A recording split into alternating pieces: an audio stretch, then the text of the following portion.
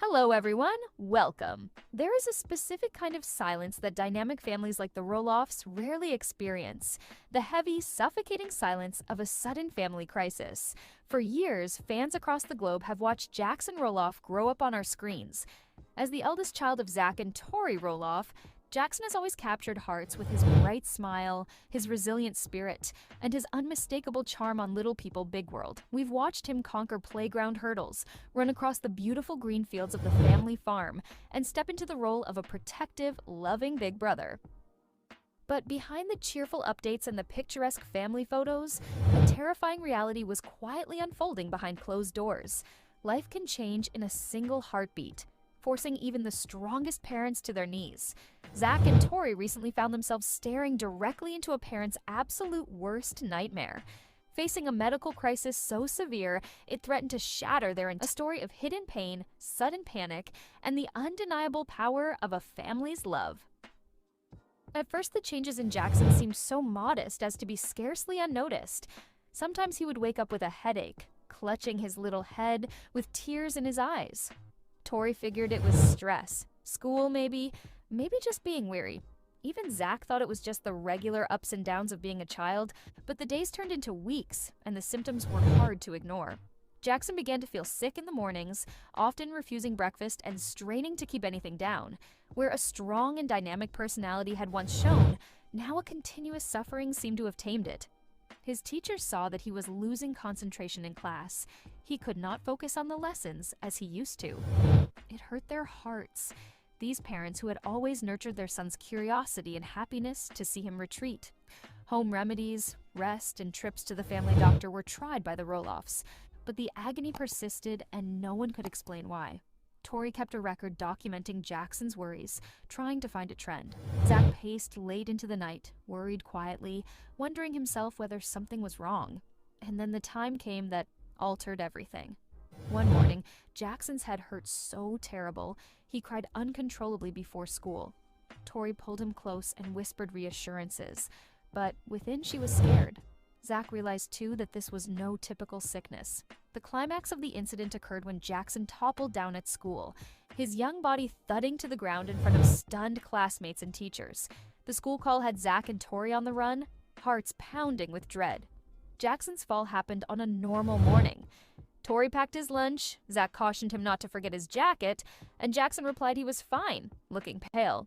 But beneath his noble smile, there was accumulating an ever-increasing burden of suffering. Jackson survived the day at school.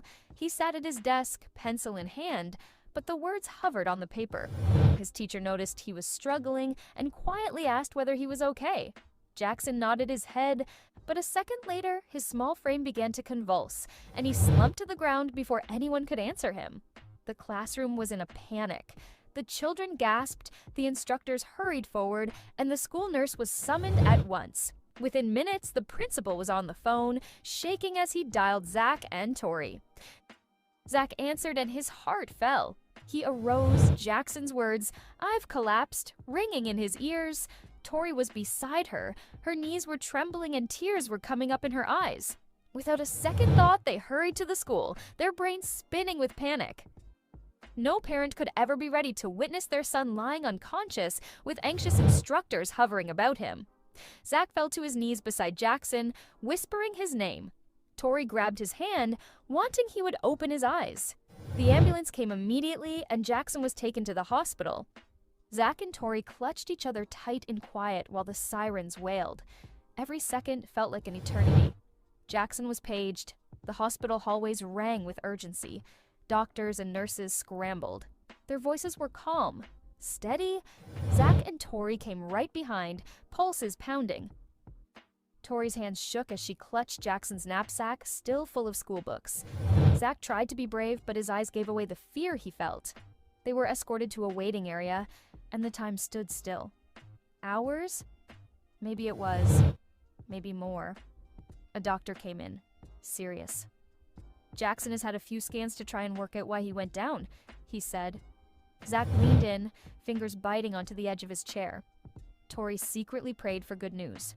The doctor's voice was husky. "We've located a mass in Jackson's brain." The phrase shattered the room. Tori gasped, her palm flying to her mouth. Zach's shoulders sagged with the weight of the discovery. The doctor went on to explain that the tumor was pressing on vital parts of the brain, which was why he was having headaches, nausea, and dizziness. More complications necessitate surgery right away. "He's only a child," Tori cried, tears streaming down her cheeks. He wrapped his arm around her. His eyes were wet, but his voice was calm. "We will do what we have to do." Jackson lay on his hospital bed, oblivious to the storm around him, while his parents stood together. They knew there were mountains to climb, financially, emotionally, and physically, but they found strength in their love for their child. And the diagnosis was made, and the world of the Roloff family was devastated.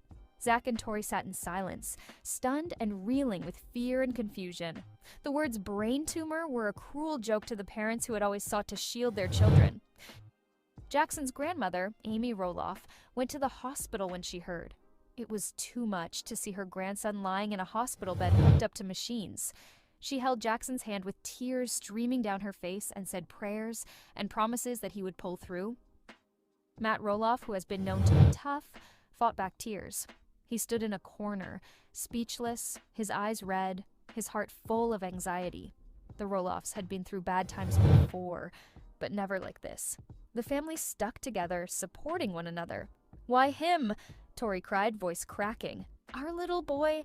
Inside, Zach was broken, but he tried to keep it together and assure her they will find a way to get past this.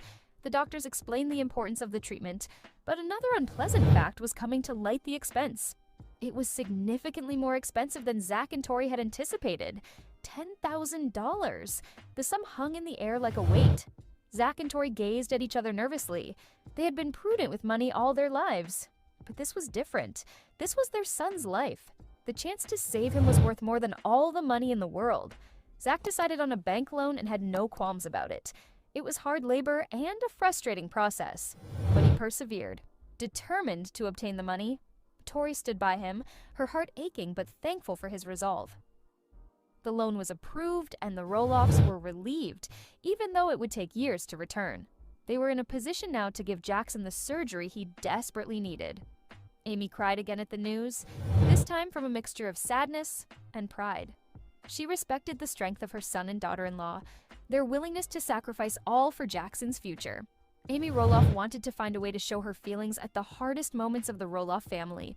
She watched her grandson Jackson lying in a hospital bed, facing a struggle no youngster should ever have to go through, and felt helpless. But Amy knew she had something to offer: her voice. One late night, sitting at Jackson's bedside, Amy unlocked her phone and started to send out a message to her followers on Instagram. Her hands trembled as she wrote, but the words came from her heart. She spoke about the courage of Jackson, the pain of the family, and the need for prayers at this time. "Please keep my sweet grandson in your prayers," she added. "We are facing terrible things, and we need your love and support now more than ever." It was real, emotional, and deeply personal. Comments were flooding in within minutes. Fans from around the world expressed their sadness, optimism, and support for Jackson's recovery. Messages such as "Stay strong, little warrior" and "Prayers for the Roloff family" were among the many that filled the thread. A wave of generosity Amy could feel through her emotions.